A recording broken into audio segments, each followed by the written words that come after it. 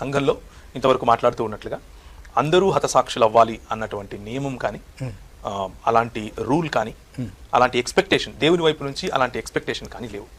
కానీ క్రైస్తవ దృక్పథంలో అలాంటి అవకాశం అలాంటి అవకాశం కనుక మనకు వస్తే దాన్ని మనం పోగొట్టుకోకుండా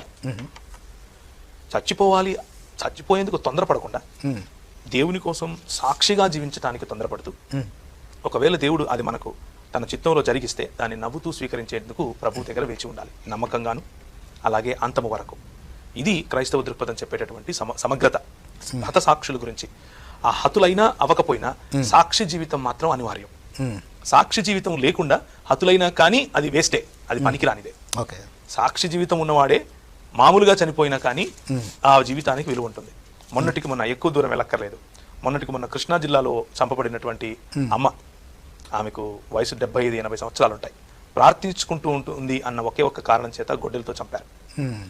ఎక్కువ దూరం వెళ్ళక్కర్లేదు, మొన్నటికి మొన్న పోయిన సంవత్సరం జరిగినటువంటి హత్యలు, ఈ సంవత్సరం జరిగినటువంటి హత్యలు, యేసుక్రీస్తును వీళ్ళు నమ్ముతారు, యేసుక్రీస్తును వీళ్ళు అనుసరించేవారు అన్నటువంటి ఒకే ఒక్క కారణం చేత చంపబడినటువంటి వారిని జ్ఞాపకం చేసుకోవటం. జ్ఞాపకం చేసుకుని కొంతమందికి ఈ జ్ఞాపకం చేసుకోవటం అని అంటే అదేదో తద్దినాలు పెట్టినట్టో లేకపోతే దాన్ని ఏమంటారు వీళ్ళేదో విగ్రహారాధన చేస్తున్నారు అన్నటువంటి తప్పుడు సంకేతాలకు వస్తూ ఉంటారు. కాబట్టి అది అలా కాదు. దేవుని వాక్యము జ్ఞాపకం చేసుకోమని చెబుతా ఉంది. హెబ్రీయులకు రాసిన పత్రికలో చక్కటి మాట ఒకటి ఉంటుంది, ఇది నేను ఎప్పుడు మర్చిపోయినటువంటి మాట. హెబ్రీయులకు రాసినటువంటి పత్రిక 13వ అధ్యాయంలో 7వ వచనంలో మనం చూస్తాం, remember those who lead you, who spoke the word of God to you, and considering the result of their conduct imitate their faith. వారి ప్రవర్తనను, వారి విశ్వాస ఫలమును శ్రద్ధగా గమనించాలి. ఎవరైతే మనకు ముందు నడిచారో, ఎవరైతే వాక్యమును బోధించారో, ఎవరైతే వాక్యమును విత్తారో, ఎవరైతే యేసుక్రీస్తు యొక్క ఈ విశ్వాసము కొరకు తన ప్రాణములు పెట్టారో, ఎవరైతే ఇలాంటి వారికి జ్ఞాపకం చేసుకోవాలి.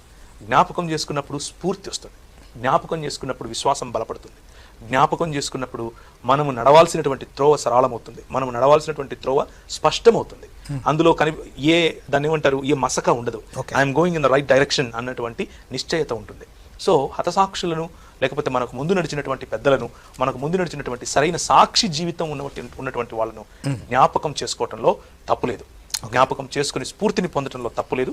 అలా జ్ఞాపకం తెచ్చుకుంటూ మనకు వాక్యోపదేశం చేసిన వారి యొక్క ప్రవర్తనను, వారి యొక్క వాక్యానుసారమైనటువంటి విశ్వాస జీవితాన్ని అనుకరించడంలో తప్పులేదు. అది మనకు ప్రభు ఇచ్చినటువంటి పిలుపు, వాక్యం నేర్పించేటటువంటి సత్యం. దాన్ని జ్ఞాపకం ఉంచుకొని మనము సరైనటువంటి నమ్మకమైనటువంటి దాసులముగా జీవించాలని మనస్ఫూర్తిగా కోరుకుంటున్నాను. రైట్.